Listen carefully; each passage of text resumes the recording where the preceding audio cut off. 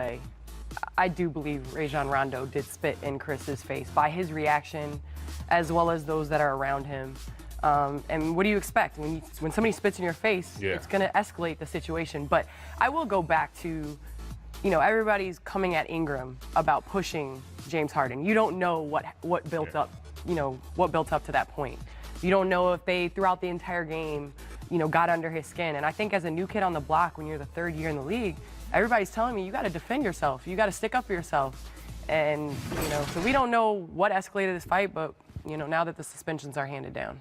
Greg, one thing that seems to be very interesting about that entire altercation is Brandon Ingram and Chris Paul. I mean, they have a history going back to Brandon Ingram's AAU days in North Carolina and Chris Paul being the big brother in that situation. Are you surprised to see Ingram step in even afterwards and throw a punch? No, because first of all, I think emotionally he had lost control. Remember what Candace was talking about. He had got into a little bit of a fracas with James Harden.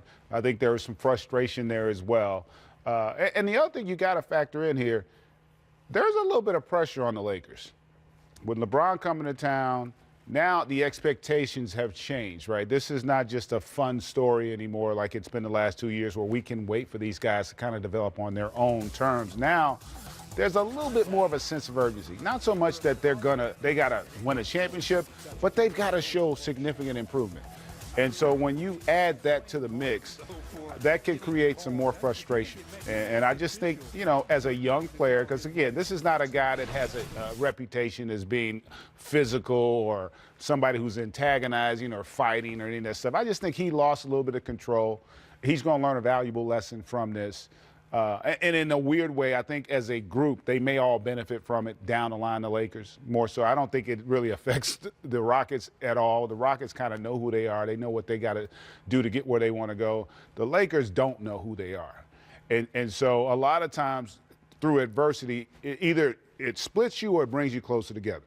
And I do think this scenario might end up helping the Lakers long term. I mean, he's going to learn a big lesson, but as a group, I think that they'll rally around one another, and I think they'll be a better team down the line. Candace, no Chris Paul tonight. We've seen James Harden without Chris Paul in the past play very well. You expecting him against the Clippers tonight to step up and have another incredible performance? I mean, there are the numbers when Chris Paul is out. Well, unfortunately, they've had games where they've had to play without Chris Paul in the past, and James Harden every time steps up. I think against the Clippers, it's favorable. They didn't have to travel last night. They're playing back in Staples. James is from LA. I think he takes this challenge, and I think he has an amazing game.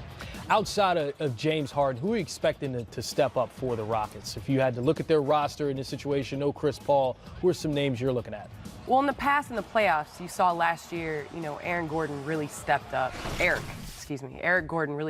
for them, hitting the three ball. Obviously, Capella, just his activity, I think, can really affect the Clippers tonight.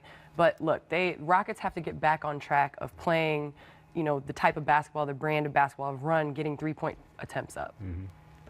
Well, Steph Curry is up to Steph Curry dominating ways to start this season.